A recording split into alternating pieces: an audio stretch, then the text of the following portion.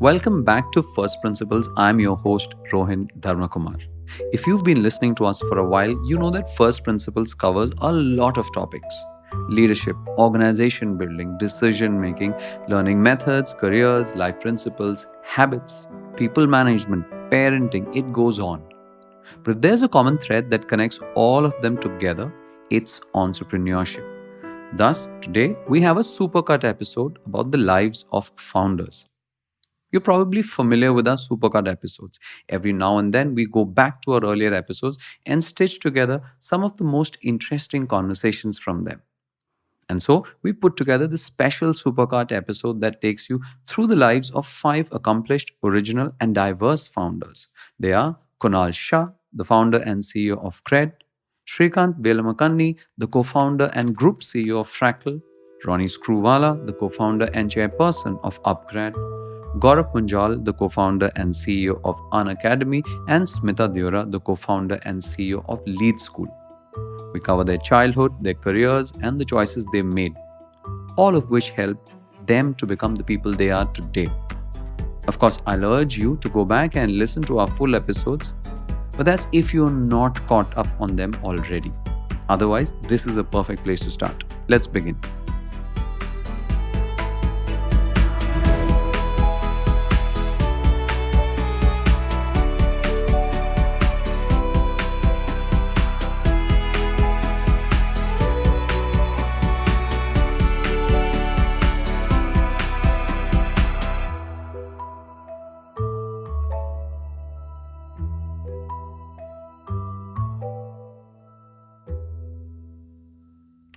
First up, we have Kunal Shah, the founder and CEO of CRED.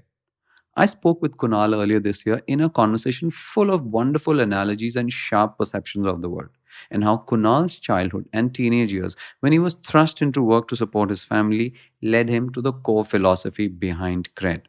Kunal, you have a lot of theories on what motivates people, what drives them, what their ambitions are, what their needs and wants are, etc. Right? In fact, just right now, we were also briefly discussing some of that.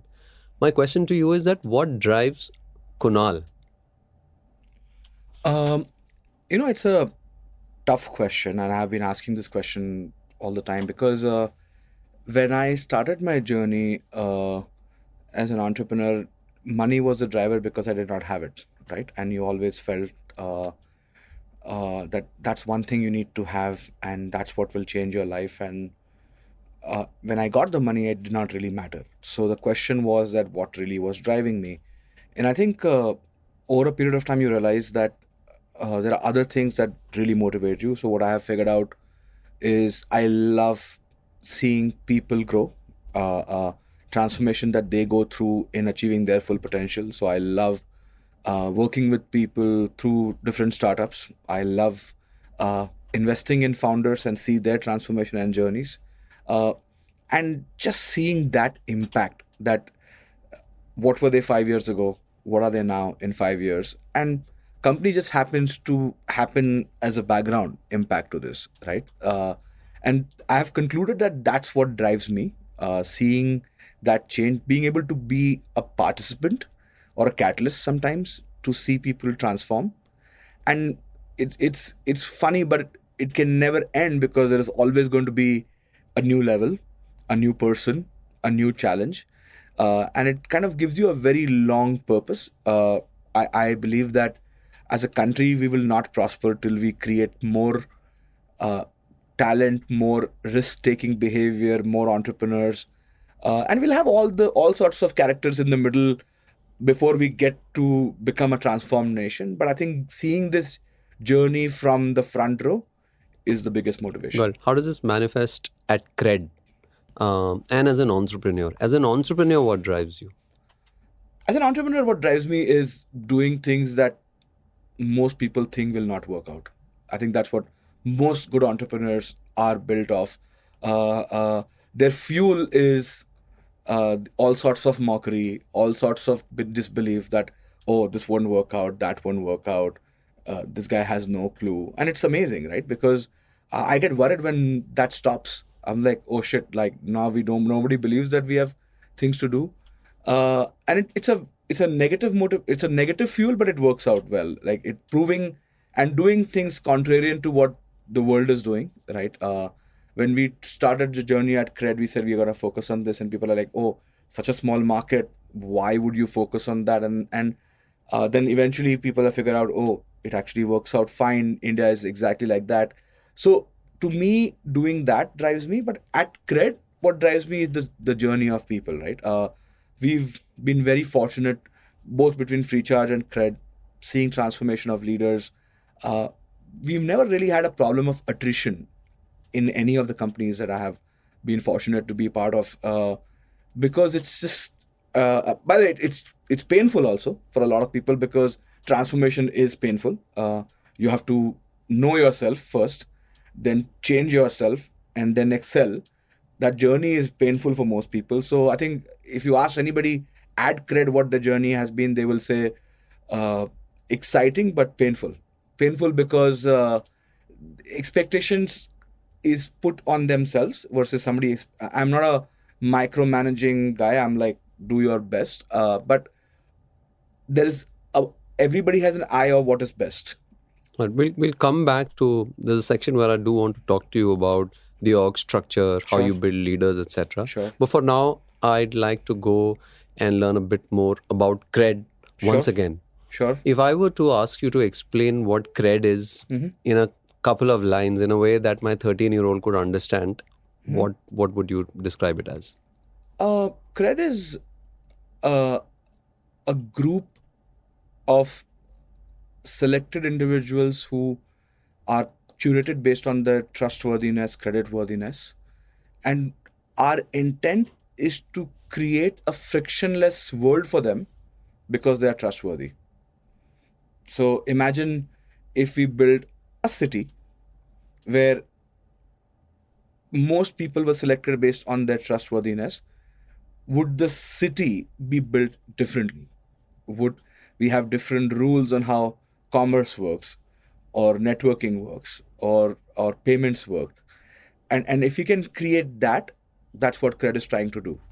It's very interesting. Your definition of what CRED is in a sense a definition of who CRED users are, or what the CRED community is. Yes. CRED is a place.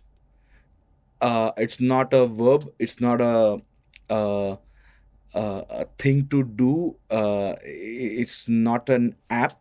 But what we are doing is trying to create a sort of a club, or a place where these people are there together, and can they therefore benefit by the virtue of being there. But Rohan, if you think about it, many countries that have become developed are exactly that, right? Developed nations are all about creating high trustworthiness, high creditworthiness, and therefore a lot of things just become better, right? And our view is that you cannot change the country in one broad stroke. You have to do it one cohort at a time. So if you can make one cohort benefit, so let's take an example. What if, actually, this is a real example. We saw an ad once in Koramangala of a apartment on rent. And the guy wrote 5,000 rupees discount for CRED members. So we reached out. I was like, why would you do that? And they are like, oh, we know that it's all credit-worthy customers. I don't need to do screening. What if I got them, I don't need to worry about deposits or any of that stuff. And my view is that what if that starts happening at scale? Today, how do we handle mistrust? Rohan, you want to take an apartment? Give me 8 months deposits, 7 months deposits. In the US, there is no deposit culture because nobody has that kind of money lying around to deposit and keep it. And not that the landlord is investing in some high return scheme. He keeps it in the bank account. So the question is that why do we have a lot of these things that we have done? Because you assume some Yeah. unknown event in the future, therefore you kind of just prepare yourself for it, Yeah. even though you may inherently. And I'm saying that our methods of creating trust are outdated. If you want to become a developed nation, we have to adopt how trust works in nations that have developed or are in a very advanced stage of development. Correct. We'll probably come back to the comparison that you made between CRED as a community and between developed nations. But for now, how does CRED make money? Yeah. So once you bring a lot of trustworthy and creditworthy individuals to one place, uh, there are many constituents who are trying to cross sell to them, because these are also harder to target customers, right? So there are two large buckets. One is brand slash merchants who want to cross sell to these customers. They either want to offer a reward to create a trial. So, for example, let's say you're launching an OTT platform and you want to give 2 months free to this, or a Ken subscription. Give a trial to this customer, and the possibility of this customer retaining or continuing to pay is very, very high because it's self selected in some ways, right? Now, there's another constituent which is BFSI, which is all the entities that are currently trying to cross sell to these customers. And again, for them, credit worthiness, trustworthiness is an important criteria. So anything to do with cross selling an insurance, cross selling a financial product of any nature is going to be the way we make money. We have started So you doing, take a commission out of yeah, like, we make commission. So we make commission from anybody who's trying to cross sell on this platform. That's the platform fees that we take from them. Got it. And So, sorry yeah, to interrupt, but if I were to kind of visualize this, what you're essentially doing is you're bringing together a large set of individuals. I mean, per my research, I think it's about over 11 million Yes. in the CRED, right? And you could visualize them as part of a large room, yes, which is walled off on all sides. Yes. And anyone who wants to kind of interact with the people in that room or the people between themselves, you will take some kind of like a commission or cut Correct. out of that. That's essentially Correct. the CRED business It's model. easier to understand if you think it like a place. Imagine we are in Indranagar right now. Indranagar is that place. There is a certain amount of trustworthiness, creditworthiness that, let's say, this place had. And now putting up a store over here, you pay some version of rent slash commission or share of revenue in some ways, right? So the thing is that you can create different models, and different brands will want to be here.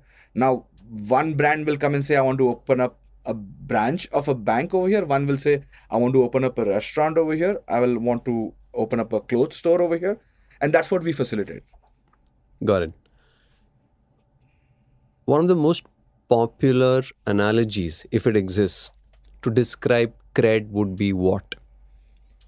I'm sure you've heard people trying to describe CRED in many ways. CRED is X, CRED is Y. CRED is a gated community within a city. That's the best way to think about it. Got it. Tell me a bit about your growing up. I've read a lot that's influenced you a lot, and your entry into entrepreneurship.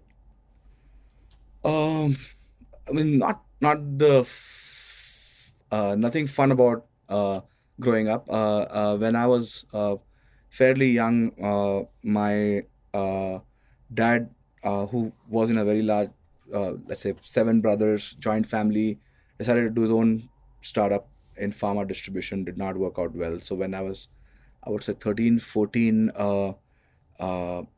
Not that we were affluent even before that, but even that was a big one where we just lost everything that we had, and we had to sell everything that we had, whatever, and move to a, actually pretty much the size of this room. We, 4 of us, my brother, mom and dad, had to move, and I had to start working from the age 15 or so. My first job was part-time delivery boy, part-time data entry operator, and I used to support the family through that. And what also started happening is I had to give up on a lot of ambition on education or whatever. So I chose to do philosophy as my major, largely because it was the only batch available from 7 to 9 a.m. So I can do a full-time job after that. And so it was an accidental journey from a science student becoming a philosophy major. But to me, I had to do everything to make money, I think, to support the family and really get to learn life the hard way was there. And I still I was just telling somebody about a story. So I still have a scooter that I move around with. I used to have a scooter that I used to do delivery with. And I remember once going to a petrol pump and I had literally 5 rupees. And that time the fuel used to be like 26, 27 rupees.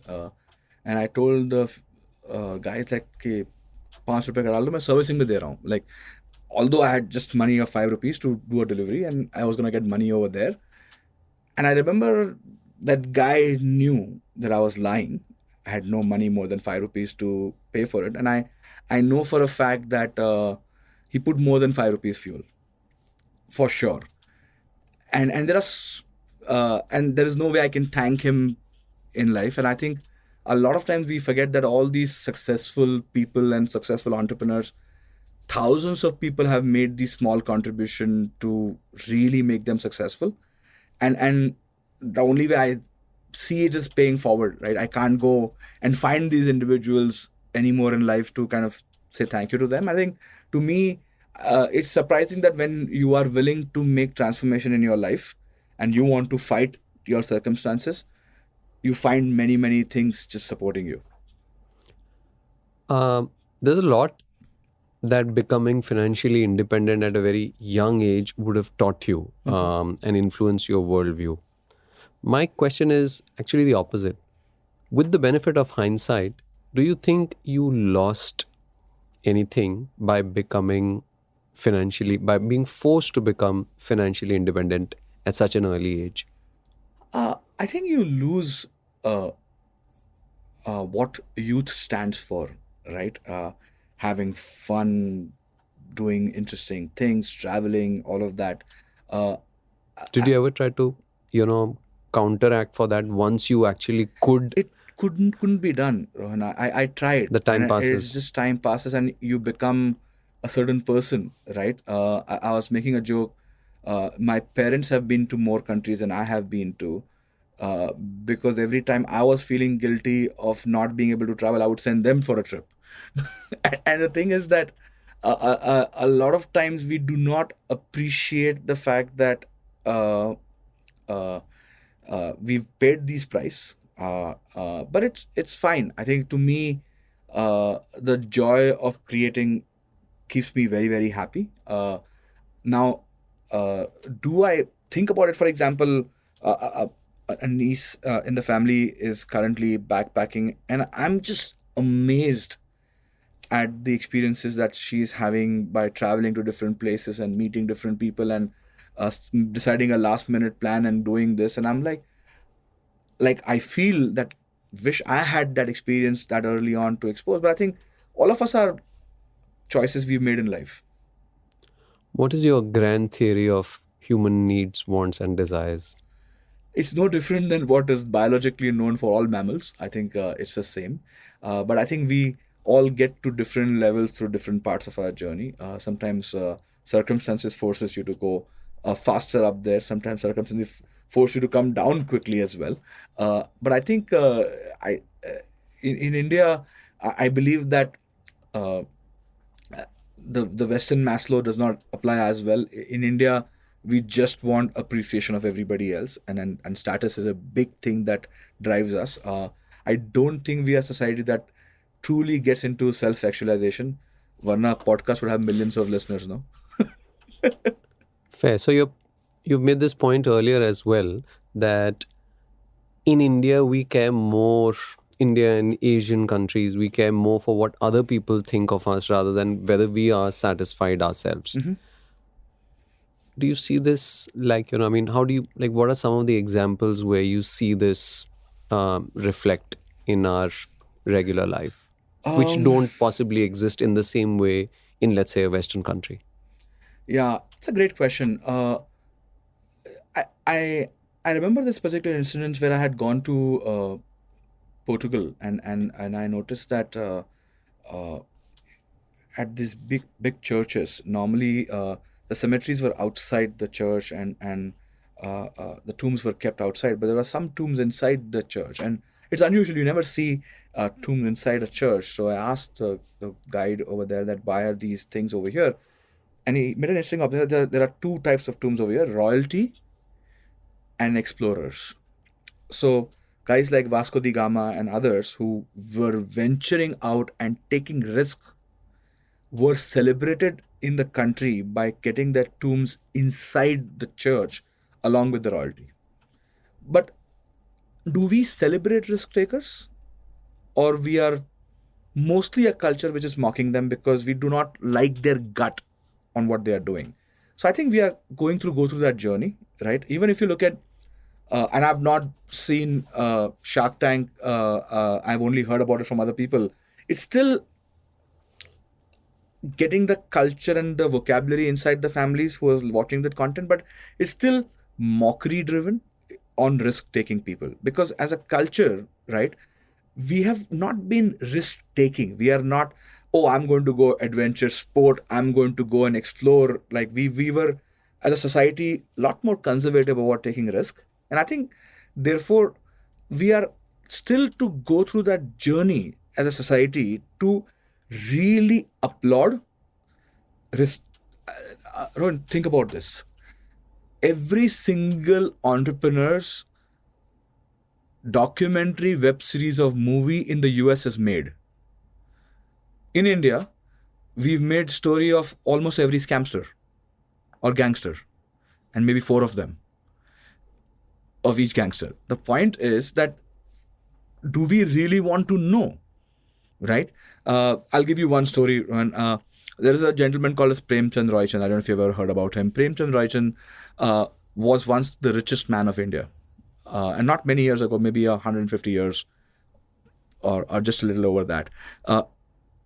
This person started a business under a banyan tree opposite Asiatic Library in Bombay and selling insurance to ships that were taking cotton to UK. And eventually transformed that business and created that we know as Bombay Stock Exchange. He's the founder of Bombay Stock Exchange. And till date, he owns the Guinness Book of World Record for doing the largest trade as a broker till date in the world. And built Rajabai Tower, that big tower that we see in Bombay, for his mother Rajabai, who could not see to hear time. Like, that was the flex of this person. Now, there are at least 1,000 such stories. Next up is Srikanth Velamakanni, the co-founder and Group CEO of Fractal. And Srikanth's childhood too is an important part of his journey as a founder, especially when you consider the fact that growing up, he decided never to go into business because his father would often tell him there was no such thing as an honest businessman. And yet, in 2000, Srikanth pulled in 2 lakh rupees to build Fractal. That's right, they've been around for nearly 25 years. Srikanth tells me what changed. And I'll ask you this question. How many lines do you need to describe what Fractal is? We power every human decision in the enterprise. Just one line is enough. All right. How did you come across this line? See, throughout my career, I have been fascinated by mathematics and human behavior. Those are 2 things that have shaped my thinking. And for the first time, when we worked with, back 23 years ago now, when we worked with ICICI, we were trying to enable them to do a lending decision within 30 seconds and then overall disperse a loan within 30 minutes. We built that 30-minute loan product. And from then onwards, we've always been thinking that it is about powering decisions, enterprise decisions, human decisions through algorithms. We think that is really the right place where AI plays the maximum, most impactful role. And that's how we've defined our business. If you think of a company, typically they make hundreds, millions of decisions every single day. Human beings, we make 250 to 300 high-quality decisions every day. If algorithms could help us make better decisions, we'll have much better lives to live. The world will be a better place. That's why powering every human decisions. Are you a fan of analogies? Please. Yeah, of course. If you were to use an analogy, how would you describe Fractal? Fractal is what McKinsey is to consulting. Fractal is to analytics and AI. Tell us about your family history. What did you study? Where did you grow up? And what was your pathway to entrepreneurship? Great question. I started off in Assam. I was born in Andhra Pradesh. My parents are from Andhra Pradesh, but my father used to work for an oil company. My early years I spent in Assam during the Assam agitation that were happening back in the late 70s and early 80s. And we moved from Assam to Orissa and then back to Assam and then Jodhpur and so on. So we traveled a lot. Every 3 years, we would move to a new location. I would have to start off with a new set of friends, make friends again. It was painful in some ways, but it was also fun because I could make so many friends and I became comfortable with the whole of the country, right? Any state in India, I could speak multiple languages: Assamese, Bengali, Odia, Telugu, so on. So I could learn bunch of languages. So it was a great upbringing. I wouldn't change it in any way. It was sort of a middle class upbringing. My father used to tell me that honest businessman is an oxymoron. That was one of the things he used to say, and I could not understand it. And he explained to me that businessmen are always corrupt, and he used to see that in his own line of work, people trying to bribe him and trying to threaten him and so on. I saw some of those instances. It shaped me quite a bit. So when I grew up, I told myself that look, I have to go and get world class education, but I will always work for a high quality company. I'll never start a business. It was very clear to me. I liked the IIT JEE exam. I really loved the kind of questions. So I took that as a challenge. I don't think I should have been an engineer, very frankly, because I think I had more interest in math than in solving engineering problems back then.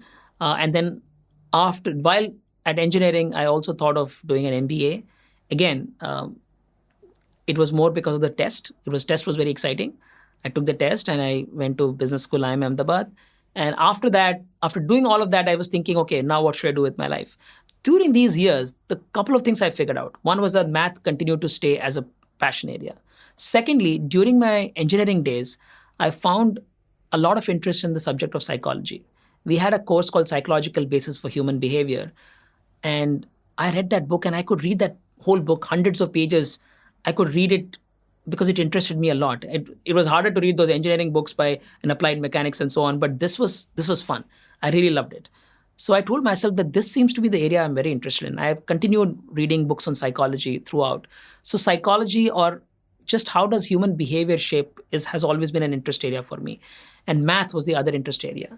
So when in 97, during my MBA days, I met Narayan Murthy of Infosys in a business ethics class.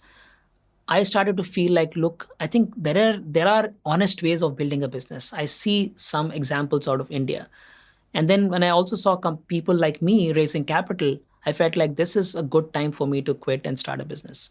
So I told my friend Nikhil in 1999 that, hey, you know what, I'm going to quit and I'm going to start a business before the turn of the millennium.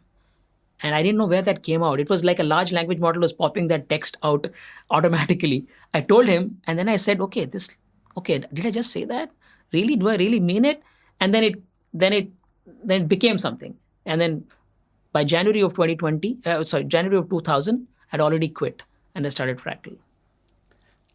You said, and I kind of agree with that, like the thinking back then where business, you did not have many examples of businesses to look up to, which is probably where your father's opinion, which was widely shared during that, era, the 80s era, etc.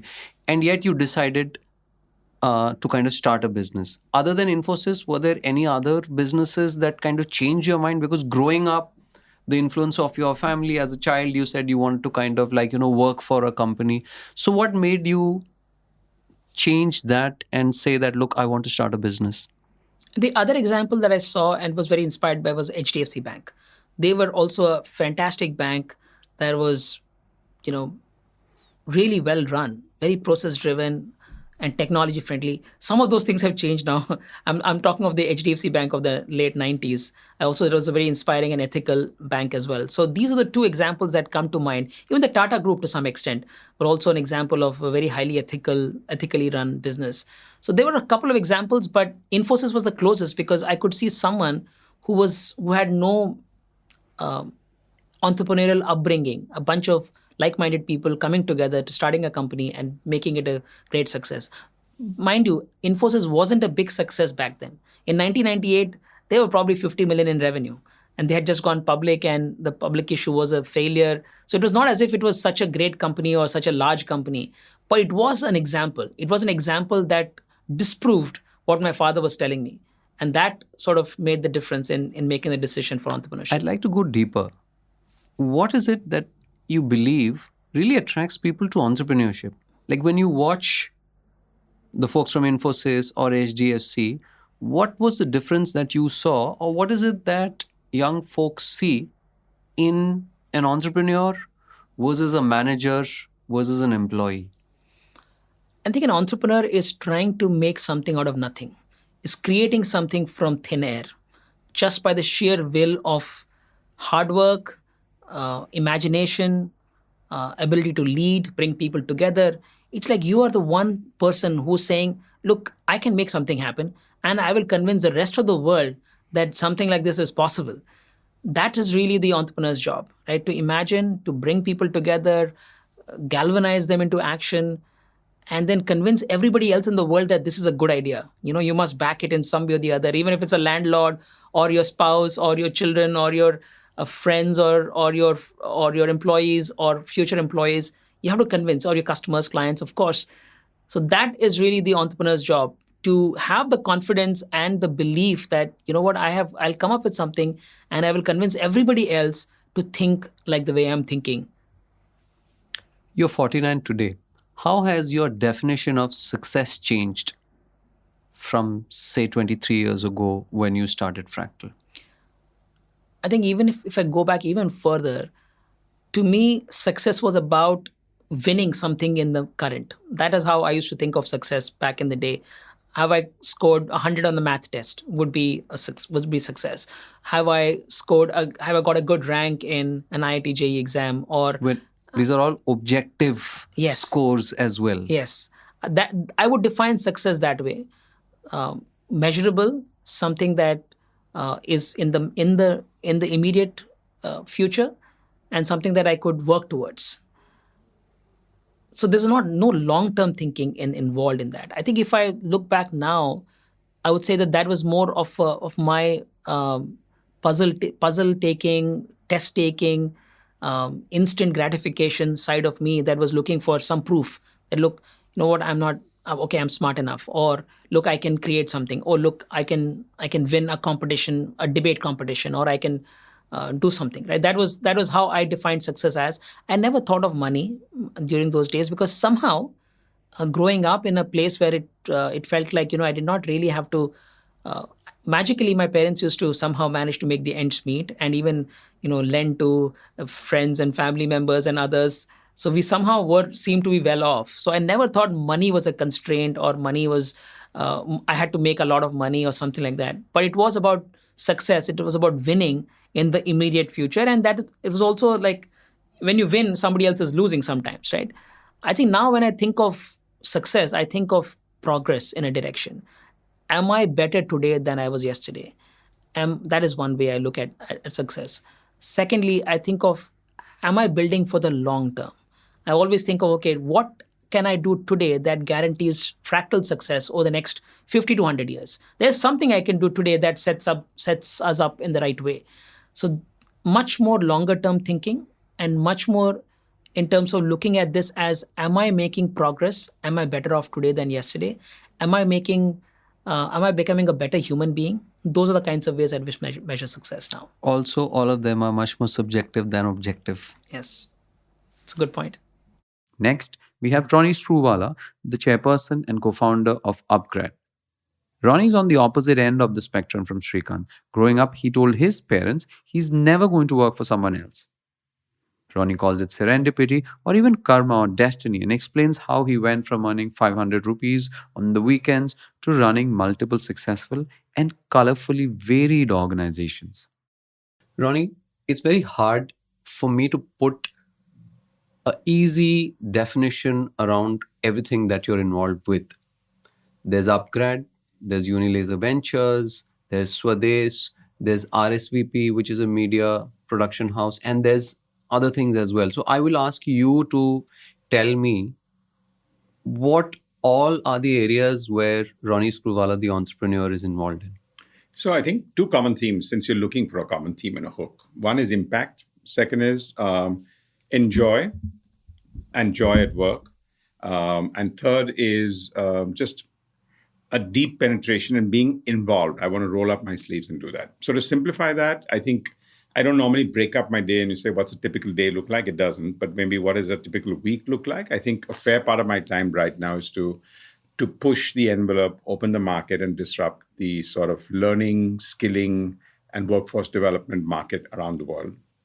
I think Swadesh, by the way, for people who actually think this has only been the last 10 years, I started the foundation along with my wife in my 20s. We just renamed it Swadesh after one of our movies, and we can talk about that. So that I think is it's a very strong root, and I think my allegiance to get into even educational learning came because we were working with about 1,200 schools and Anganwadis in rural India, and that was my trigger point that says, if this is where we are here, what does one need to do with the landscape? And movies, it's an unfinished story as storytelling goes, right? Because I exited the company in 2012 to Disney. Then I had a 5-year non-compete. So to me, it's a hobby. It's a passion. And I think it's a very important one because of the simple reason that when it's a hobby, the most important thing is 99% of the things you do, you want to do, and 1% you have to do. Whereas when you're running a business, I think half of the things you do, you have to do, and half of the things you want to do. So the powerful part of having a hobby that balances my life today is the power to say no. And that allows me to filter down to the stories I want to tell. Not look at it as a business. So all the compulsions that go with that. And I think so. That's the fun part. Some people play golf, and I like to read scripts. I like to make movies, and occasionally go and cheer our kabaddi team or our table tennis team. Yeah, that's a fifth one, right? You sports. That's right. Yeah, I mean, fourth in that category. But yes, I think so. I think learning, skilling, workforce development, not-for-profit. I'm just trying to count back. There's UpGrad, there's Unilaser Ventures. So Unilaser Ventures, I agree. Actually, that's just an investment vehicle. And I have to say that within 2 years of my divesting UTV to Disney, I kind of realized that I'm somebody who wants to build, not invest. And it is fabulous because I think I've had some great investments that I did, Lenskart and many others, and worked through with the founders in an early stage.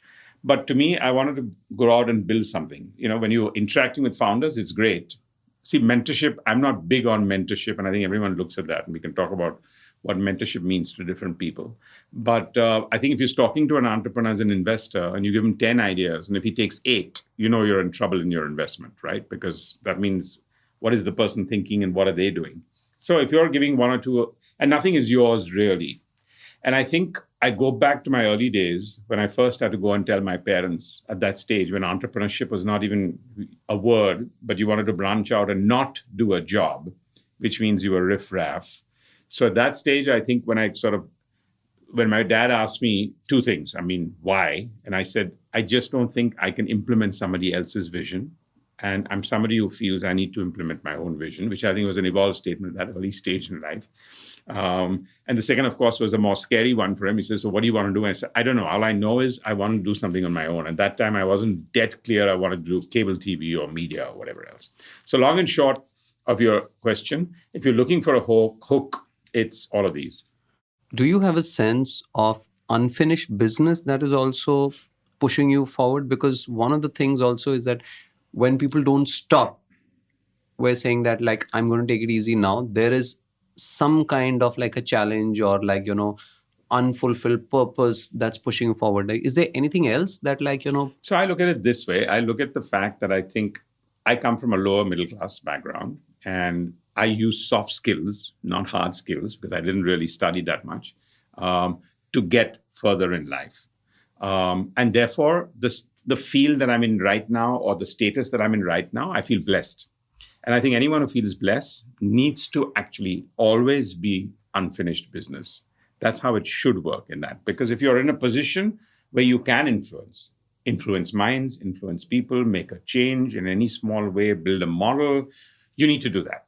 You absolutely need to do that. Now, mentorship, there's nothing wrong with that, right? I mean, I have a different view on mentorship, and I think that one can do taking a walk in the morning. I don't need to spend my whole day doing that. And I don't mean to disregard that as as a less worthy scheme. As I said, always, it's each one to their own. But to me, I wouldn't call it unfinished business, but I would call it, I feel blessed with a lot of things from where I've come in life. And therefore, I feel it's not about giving back. It's that I need to be involved. These are my strengths. This is what I do. I can't picture myself doing anything else. Because when I want to have fun, one can sit on the beach, but that's a illusionary, hallucinating thought that you can do that every day of your life, right? And it's also one that says, I love reading. I'll read whenever I want to. I spend enough time with the family and do whatever it is that I pick and choose. And I think that's very important.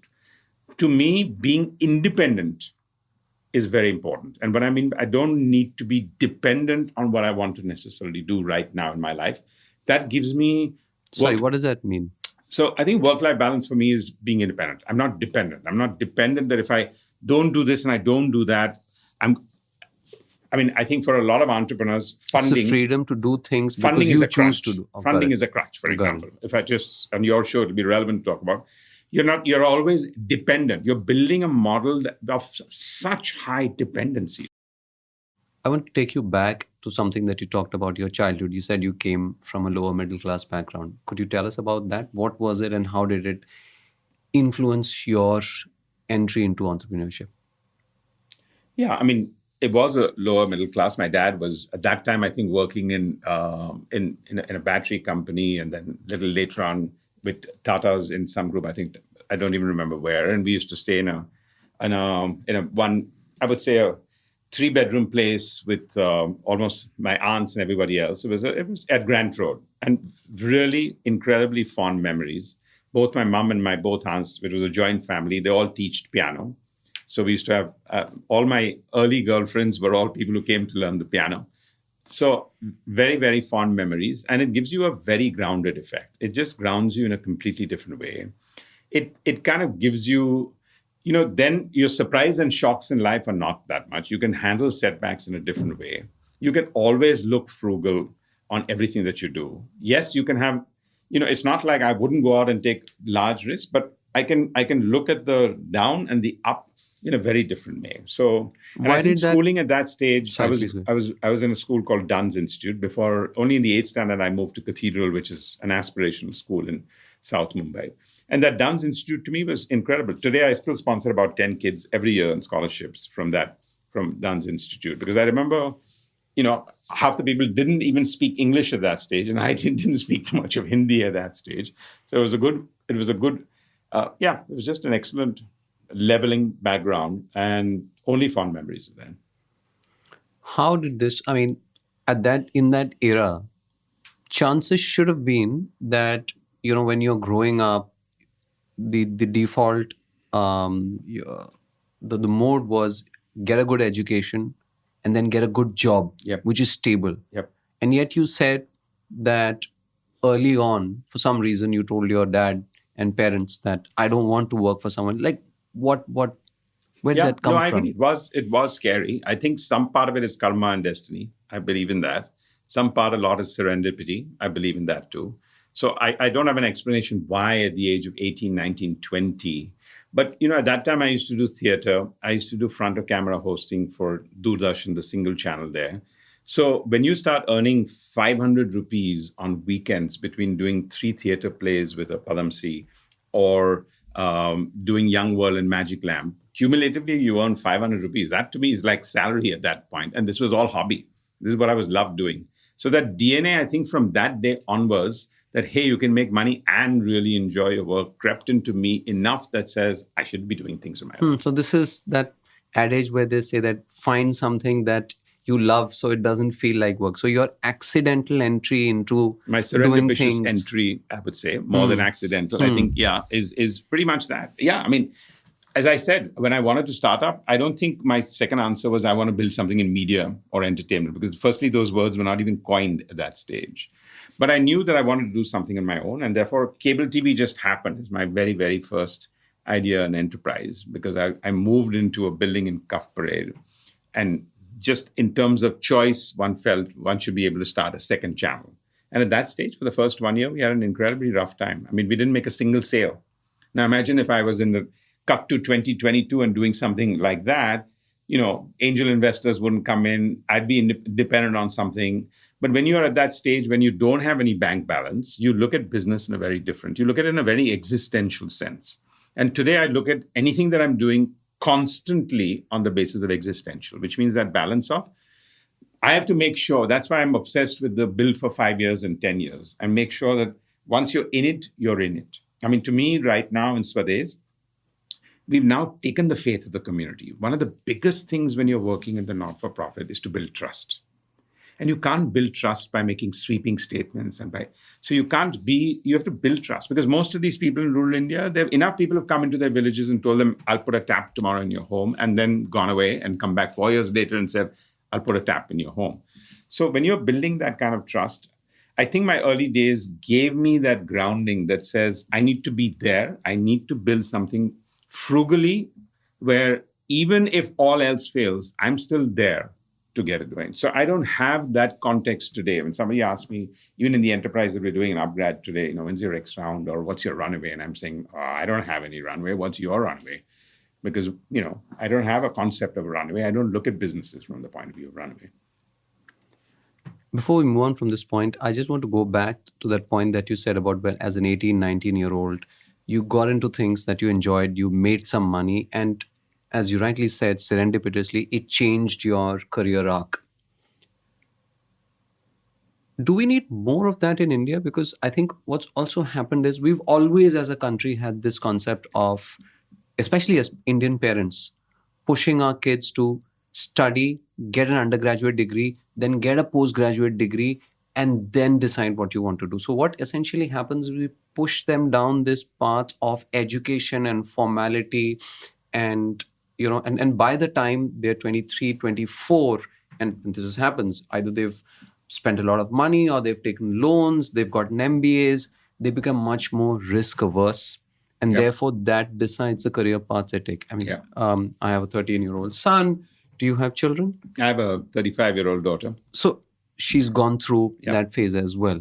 What would be your advice to parents and to Indians around that vital mark of 17 to 20, where at least in the West, in America, etc., they do encourage people to go out and do things and earn money. In America, they also encourage you to fail.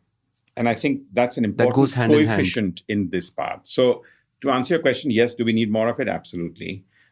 Is it a personal choice? See, I think we're not going to be able to have jobs for the next 200 million people that's coming out of our formal or informal education system. And if you want to really be the top 3 economies in the world, the question of entrepreneurship has to come in.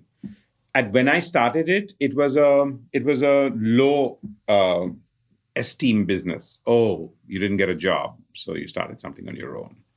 Today, I think, our Prime Minister has evangelized startup in a very nice manner, where it's brought a conversation into the dining table. And I think sometimes those movements help. Third, as I said, if you look at outside of these top 3 cities and what we all talk about and what we all read about, there is a lot of that happening. We're on a university here in BKC, and when I got 4 of the best brains to sit down and say, we want to sit down here and discuss the careers of tomorrow.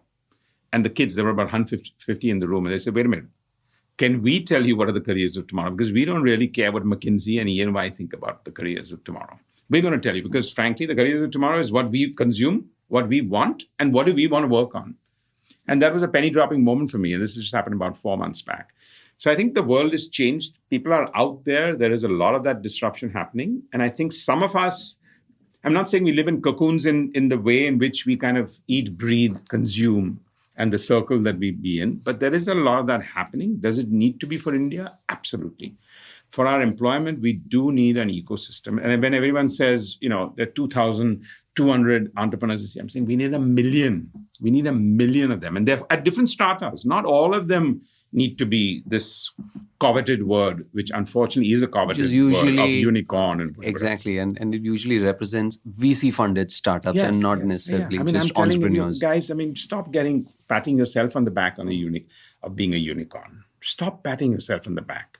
Because your real proof is going to come 3 years, 4 years down the line. Just because 3 investors decided that they wanted to get in there and therefore value at whatever, because they don't look at valuation in that part. And whatever else, that doesn't mean it's to your credit. UpGrad is a unicorn. UpGrad was valued per my research over about $2.2 billion. Yes. So by definition of that, yes. Is it an aspirational thing that we set out to do? No. But by definition, we fall under that category. Yes. This brings me to Gaurav Munjal, who you will know as the co-founder and CEO of Unacademy. And his story starts in college, where he ran a very successful blog devoted to, wait for this, the actress Priyanka Chopra, and then a Facebook page that earned him thousands of dollars from ads. He was a content creator before it was even a profession, and he explains how this led to Unacademy. Gaurav, you said Unacademy is not in the education business, it's in the motivation business. You said this in the past. Who is Unacademy trying to motivate? Students? Teachers? Other edtechs? Help us understand this. So the statement comes from the philosophy that if people wanted best content and best education, that is already available on YouTube. The reason, and Unacademy started as a free platform because the founders of Unacademy were teaching on YouTube. We got distribution. And at some point we are like, we want to build our own YouTube for education, etc. And education, like entertainment, will be very celebrity driven. So when you have Zomato, Swiggy or other platforms, there you have commoditized labor working for an ABI. Whereas when it comes to content platform, including education, if there is a good teacher, the Pareto principle will be applied and everybody would want to study from that teacher. And if you go to that teacher's class, it's not the content, because the content is already available. It's the fact that these teachers, these educators make you want to study. Now, some of these teachers are from Kota, some of these teachers are from Delhi, and they inspire the learners. That's why, whether it's Mr. Mrunal in UPSC or some educators in JEE NEET, you'll attend the class and you'll be like, it's almost like a theatrical experience. So I think I had said that statement in a way that, and that's why our live classes product worked. I mean, we launched the product in Jan end 2019, and it was live classes subscription to the best teachers. And this year, the revenues of that product will be upwards of 1,000 crores. So I think, and honestly, every single piece of content that is being taught in our classes is already available in some form or the other. But learners still come to learn from the best teachers because these teachers motivate the learners to crack these examinations.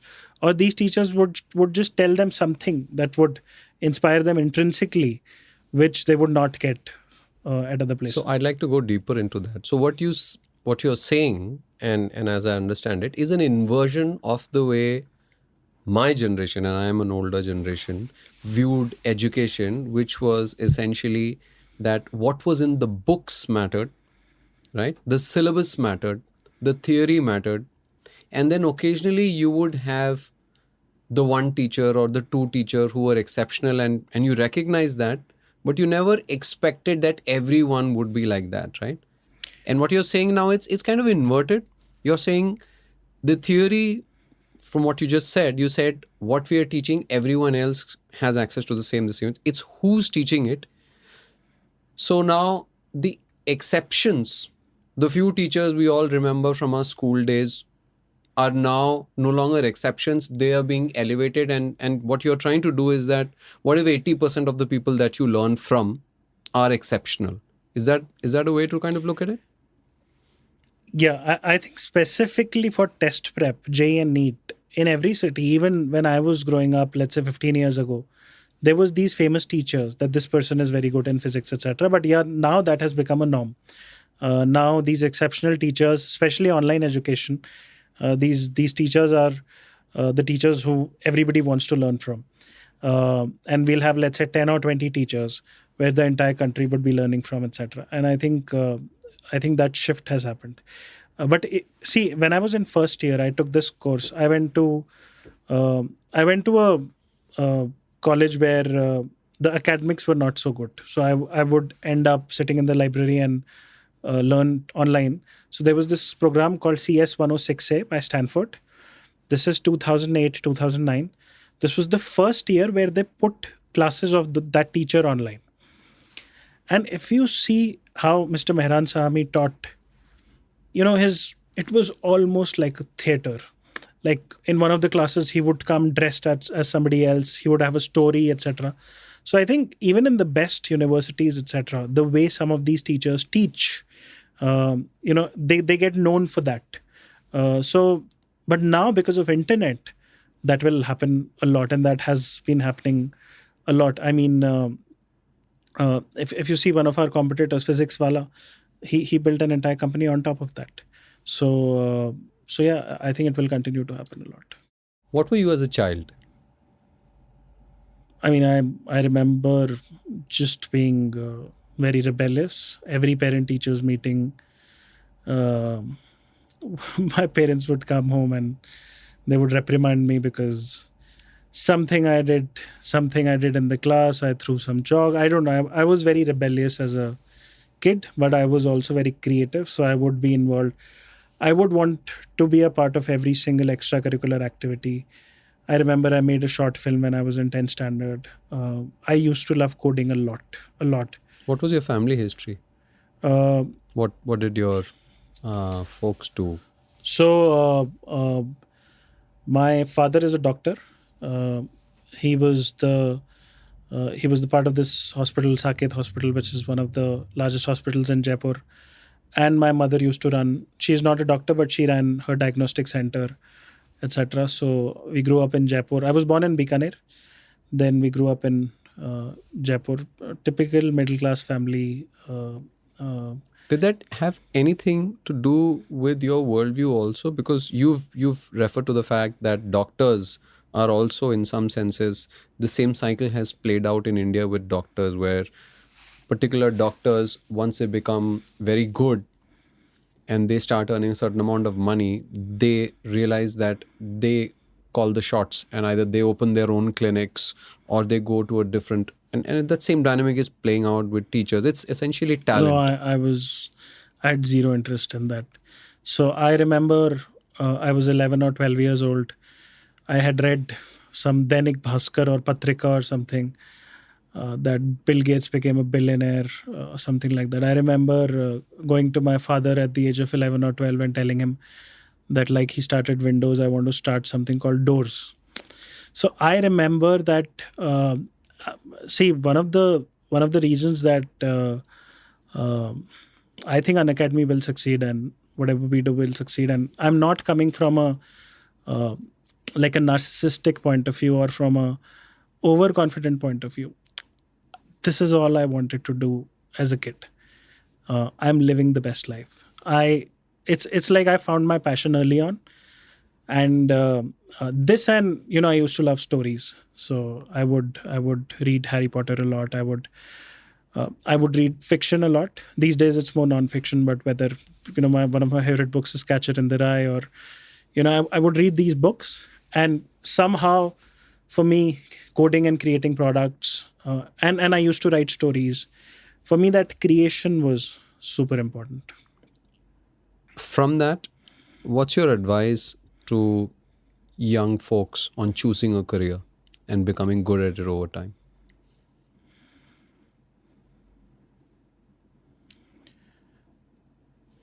See, my advice is that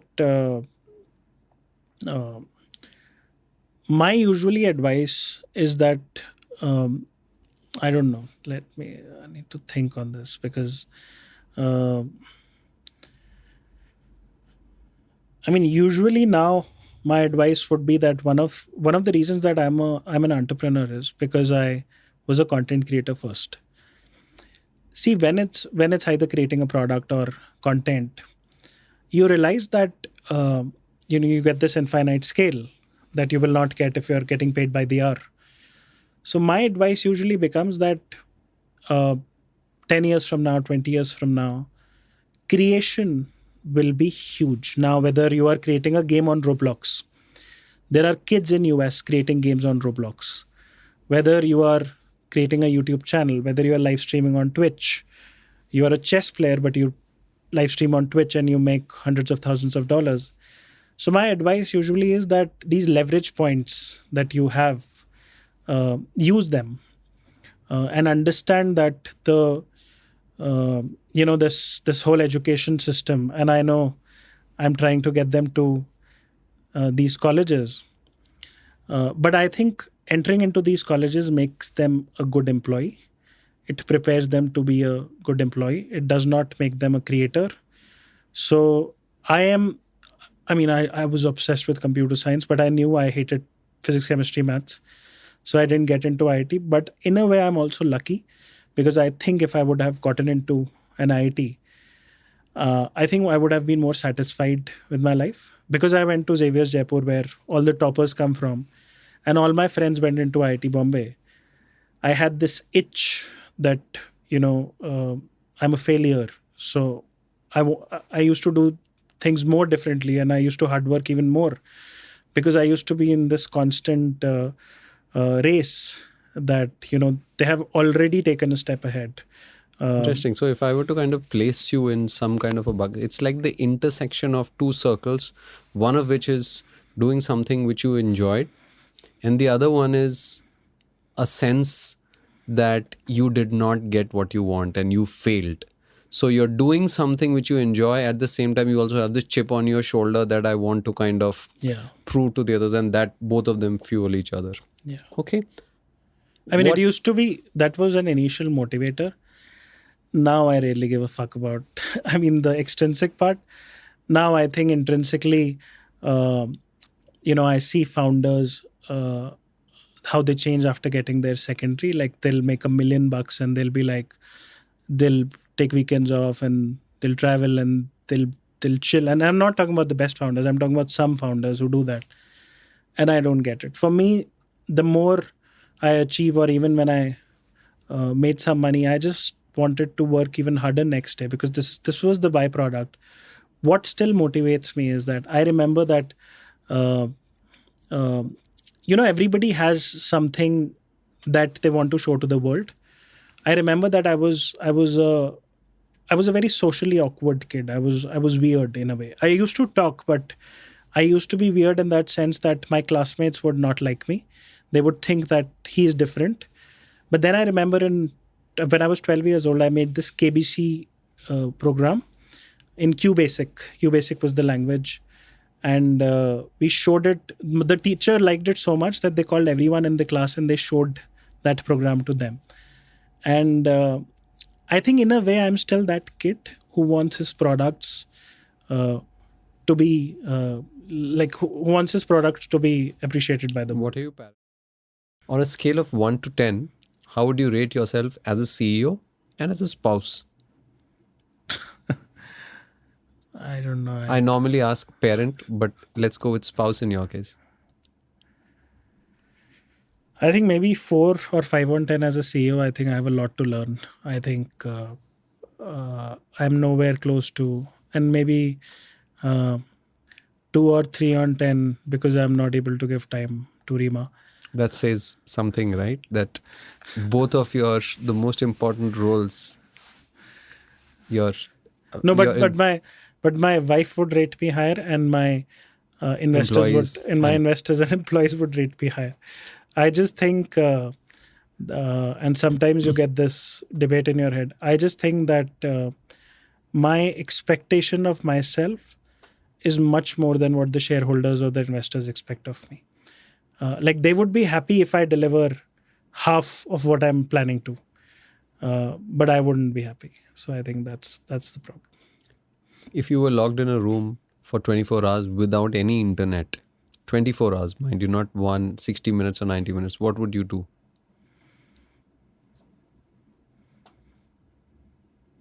I love thinking. I can just I can just sit and think for hours and hours, and I just need a paper and a pencil, or an iPad and an Apple Pencil. What's your favorite cuisine or dish?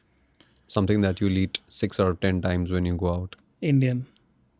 Indian? Indian is not even a cuisine. It's just so many cuisines within there. Or a dish. I'm a Punjabi. I love Indian food. It's, rajma chawal or chicken and garlic naan and the usual stuff. But I also occasionally would like Thai curry and rice, and the Which morning of the week do you look forward to the most? I think Monday, because Mondays are usually. See, I have an issue that I'm a workaholic. So Sundays I get very bored. I'm like, okay, you sat with friends, you had some shisha, you chilled, you had a drink, you watched some Netflix. But what I really, really, really love doing is work. So I just want to go back to the office on Monday, because this is what happens with me on a vacation also. I can't do a vacation for more than 3 days. Like my honeymoon was 3 days, because third day I was like, I need to go back to my office. So the hack that I figured out is that me and my wife and some of our friends would take these weekend getaways, because for a weekend I can chill. So it's Third, almost like they're training you to gradually get to longer vacations.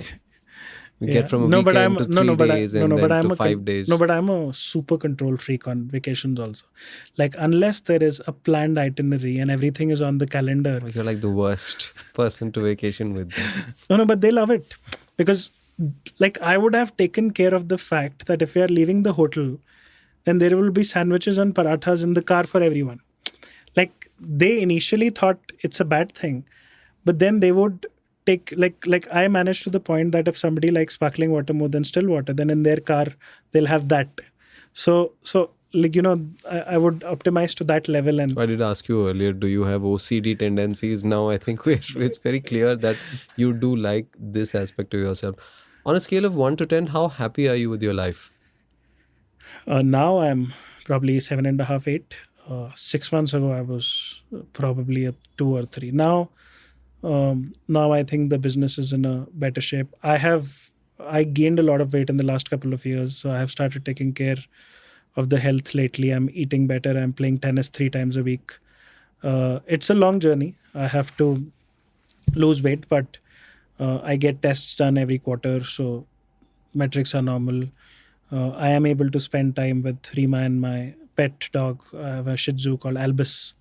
So and I have a good circle of friends. So I think I'm fairly. Is there something that you've geeked out over recently? A product, a service, a book, anything? Everything in AI. I mean, it's so fascinating. Like literally, 24 hours ago, I saw a video, uh, and it looked like a very real video, but Text generated from no, text. there was this human being, but at the end of the day, that was an AI person. Text generated. I mean, I got a lot of flack for it on Twitter also, that this is basic, but see, that's where it will start. It will be the basic stuff, but then you'll Yeah, evolve. but the improvement is exponential, not linear. So I think everything that's happening in AI. Second, I'm very fascinated by robotics. I think when I was growing up, my parents didn't have a mobile phone. I think my father got a phone when I was in 10th standard. Um, and then suddenly I had a phone when I was in 11th, and I used to talk to my friends on SMS. Then college SMS was like a thing, and then like by the time college was ending, a few of my rich friends had BlackBerry, and then everybody in 3 years was on WhatsApp. So this drastic shift from mobile phone to internet to social media, I think I think the next generation would see this in robotics. I think every single person or a family or household would have some form of a robot. So I think that's and I'm not even talking about self-driving cars. Like I was in SF, and you know about this company Cruise. Cruise is like they have all. GMs. Yes, right? they have already rolled out driverless cars. It's super fascinating that whether it's content creation or driverless cars or robotics, I think next 10 years people don't realize that they are going to be so different from the last 10. Because see, last 10 May, 2007 is when the iPhone was launched. So let's say by the time 2011, 2012, it kind of picked up, everybody had a smartphone. So last 10 years was the smartphone. Next 10, I think we are talking about fundamental shifts. Thank you so much, Gaurav. Thanks a lot for inviting me and asking me interesting questions. Lastly, we have Smita Deorah, the co founder and CEO of Lead School. Like Gaurav and Ronnie, she's built a massive institution in education too. Smita built Lead School as a way to completely rejig the education system and everything it's built off: the curriculum, pedagogy, technology, even the parents' mindsets. And like our other guests, she also has a very interesting story driving her. And it starts when her daughter was only 6 months old. Smita, you and Sumit started Lead, as I understand, based on a bunch of things that happened to your personal lives, etc. You as parents, your experiences with people who worked for you, and how they, send their children to school. The fact that Sumit's parents were teachers, etc. Tell us a bit more about these personal experiences that led the two of you to create Lead. Sure. Lead and the work that both of us do is a very, very personal journey for us. Uh, for Sumit, as you rightly mentioned, he comes from a family of teachers. He grew up in a very small town, was amongst those few rare kids who actually went to IMA, and then lived in Singapore. And hence he could see the difference between the opportunities that were available to kids who were coming from bigger cities, me being one of them, as compared to kids back home. Which city did you grow up in? I grew up in Mumbai, and hence his, especially from Singapore, every time he used to travel back, the gap that he saw in what was available to children in Singapore and what was available to kids, especially in small towns, was something that was glaring. And there is a teacher in him, and his passion was in that space, and he wanted to come back to India and do something about it. My journey was actually very personal and started from me being a parent. Of course, education was a dinner table conversation at our place because of Sumit's passion for it. I am a lot more scientific, as in I love researching. I love to know about neuroscience, brain science, and I was always very intrigued how humans develop. And hence, these were conversations we both used to really like. Back in 2007, Sumit decided that he wanted to come back to India and do something in education here. Were the two of you married then? We were already married. We were, in fact, so we got married back in 2002, and we, in that year, were expecting our first child. It was an interesting return journey back home, where the trigger was his passion for education, but also this very important decision the two of us were making, that we will raise our child in India. And now for me as a parent, that's where the scientist in me sort of jumped in, because Singapore is amongst the top ranked PISA countries. PISA are these assessments and rankings that are done on quality of education. And India, the year before, I think Been a couple of skipping years, it for a while. has participated only once. And out of the 73 countries that participated, India was 72. So now as a parent, I was very aware, or to be parent, I was aware that I'm going to raise my child in a country which is amongst the bottom, whereas Singapore was amongst the top 10. And hence I sort of jumped in and started learning about it, and started learning about what can I do as a parent. And my first teaching experiences were actually with my own baby. So that is how my journey began. If I could in just education. interrupt you, what were the two of you doing in Singapore? Were both of you working? So both of us were working in Procter & Gamble, P&G. Sumit was on the marketing side, brand side. I was on the finance side. In fact, I think the year we moved, I was recently promoted, so my boss was quite unhappy that I was moving back. It just felt right, to move back over here. And Sumit was very keen to be working in education. So we just said, okay, it's okay. Let's just pack our bags and go back. So that decision that you made, now there are two decisions, right? The first is, of course, to move back to India.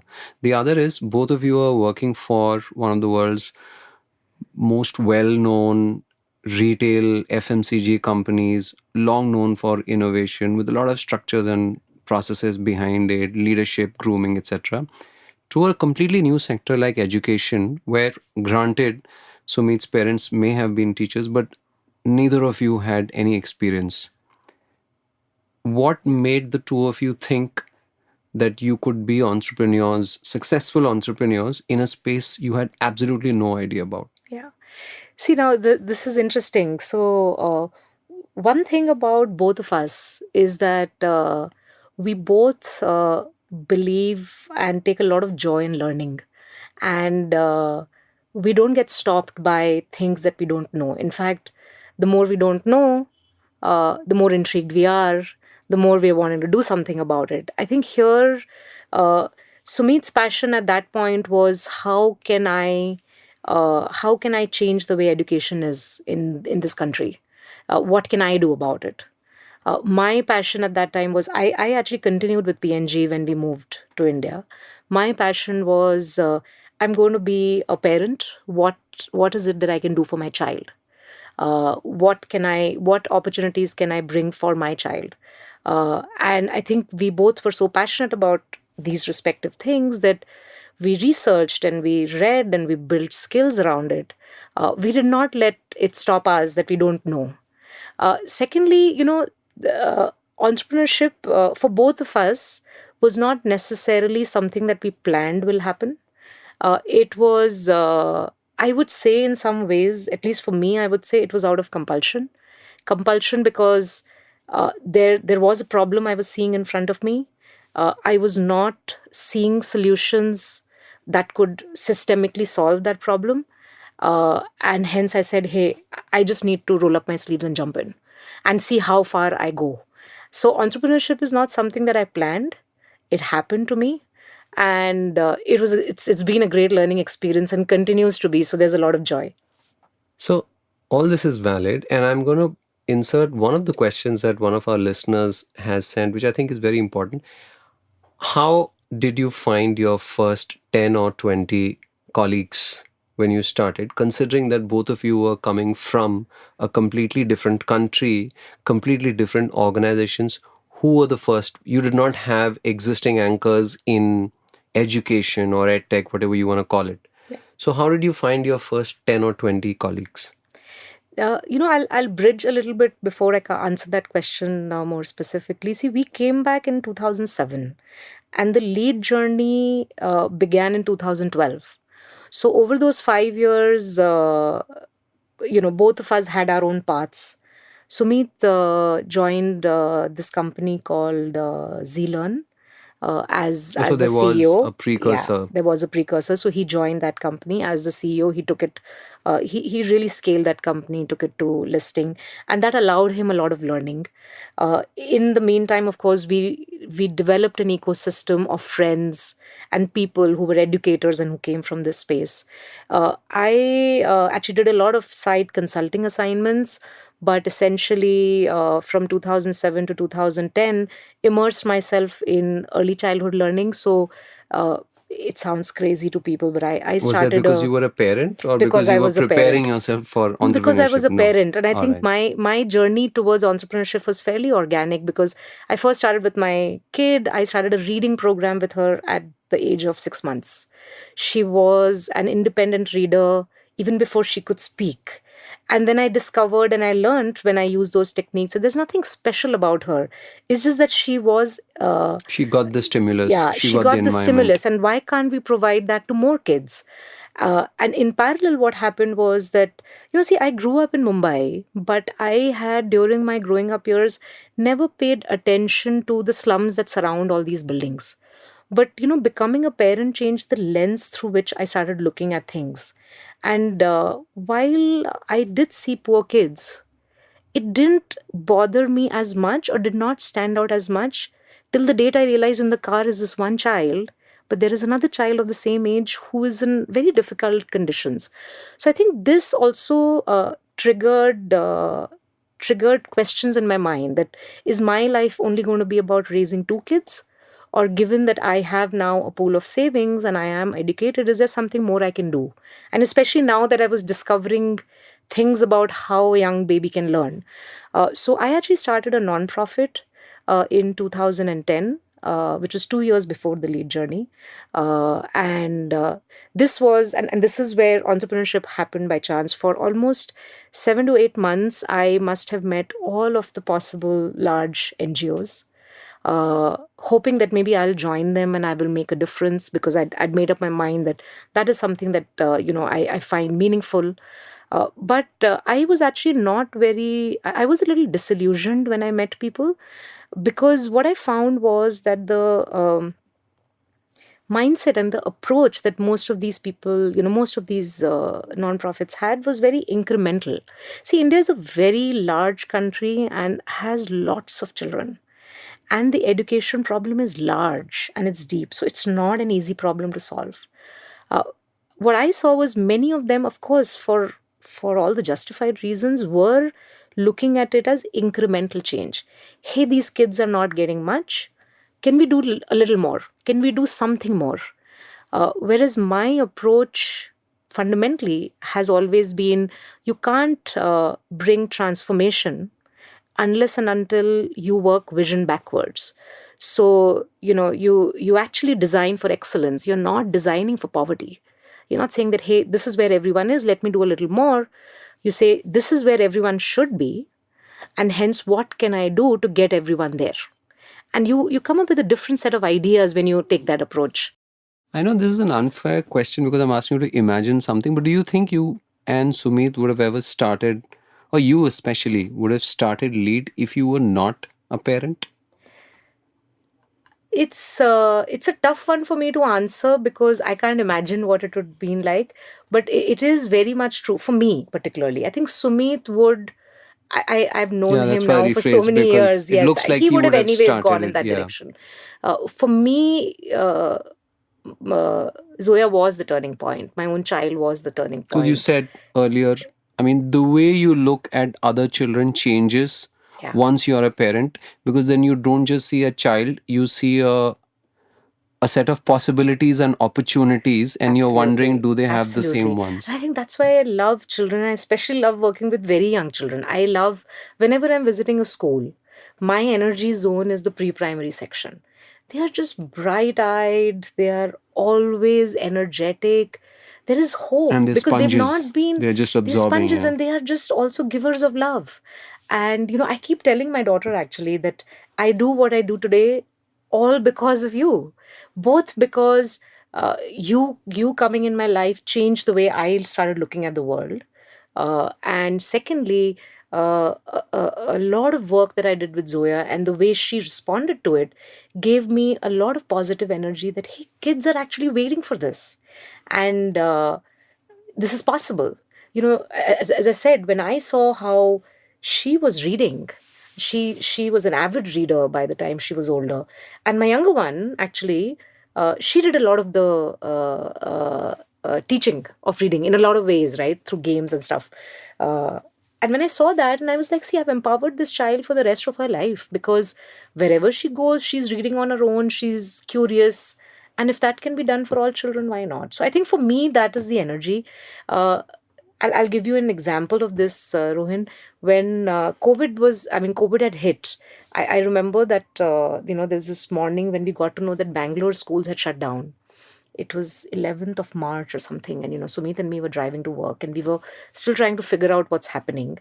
And when the schools shut down in Bangalore, and our business was largely in the south at that time, we were partnering with some 700 schools at that point of time. Our first reaction was, what happens to the kids? Because they're no longer in school. Their end of year assessments are there and they have to prep for the new academic year, and schools won't know what to do. So, what can we do about it? It was not business, it was not anything else. And in 5 days, literally, we launched Lead School at Home, which was an online class that our tutors were doing, because our school teachers, we didn't have any time to communicate with our schools. And we basically started that. And in fact, that, of course, over 2 years became a whole online Lead School platform till COVID was there, which we, of course, shut down because we don't need it. But I think this example is just an anecdote to share. All of the decisions that we make come from the place of what is in the best interest of the child, how do we reach out to more children, our sense of urgency to grow also comes from every year that we don't reach kids, it's like a generation lost. So how can we get there fast? And that just gives me immense energy. So that's my driver. First Principles started out as a podcast but is today also a newsletter and community. We'd love to get questions from our listeners and subscribers for our future guests, book recommendations, habits, or even silent Sunday photos. Check this episode's show notes for a link that lets you submit all of these and more. See you next fortnight on the podcast and this Sunday on the newsletter.